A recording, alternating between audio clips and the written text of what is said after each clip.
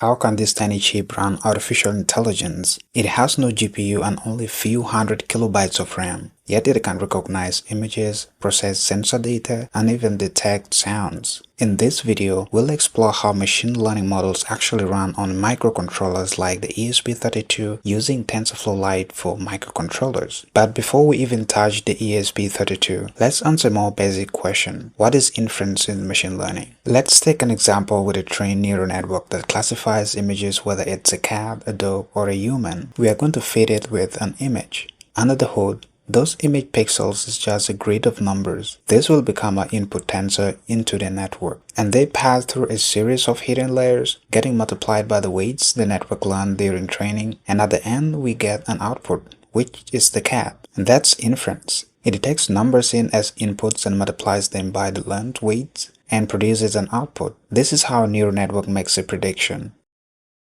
Now we need to find a way to shrink this model into a small space to fit the microcontroller. But when we say the weights of this trained model, they consist of 32-bit floating point numbers, and every single one of them takes up 4 bytes. So if we multiply that across the millions of weights, that gives us a model that's too large to be uploaded on the microcontroller. So we take those 32 floating point weights and compress them into 8-bit integers. And this process is called model quantization. This reduces the precision and also the weight reduces, making it a little bit much smaller for us to upload into the microcontroller.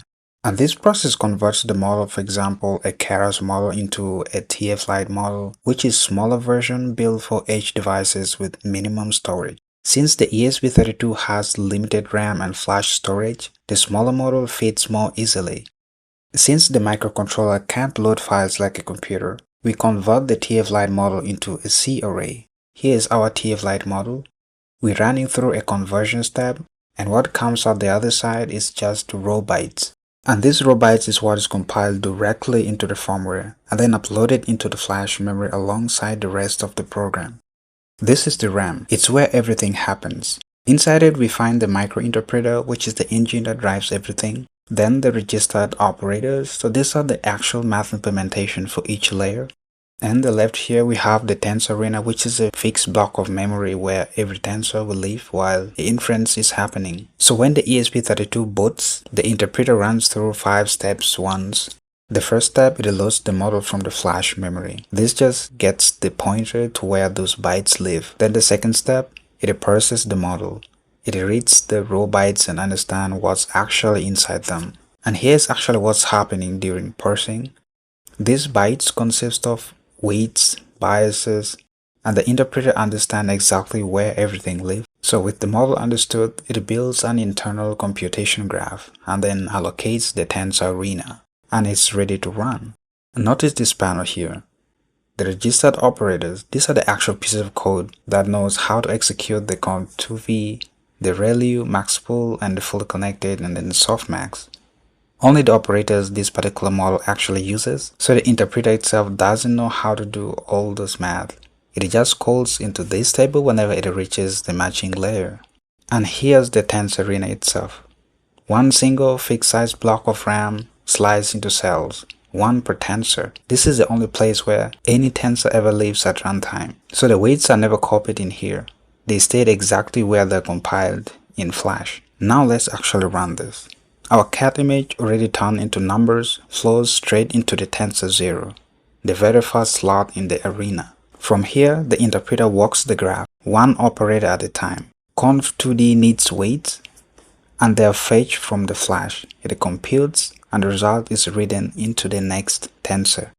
ReLU applies its activations, maxpool, downsamples, and then the fully connected reaches into the flash again for its own weights. And then softmax normalizes everything into probabilities and the results lands in the last cell. That is the output tensor. And there it is. The model's prediction is the cat. So here's exactly what happens. The flash stored the model, the interpreter ran it, the tensor arena held every number that changed along the way, and the most interesting part is the weights were never copied into the RAM, but they were read straight from the flash. Let's do it again with another image.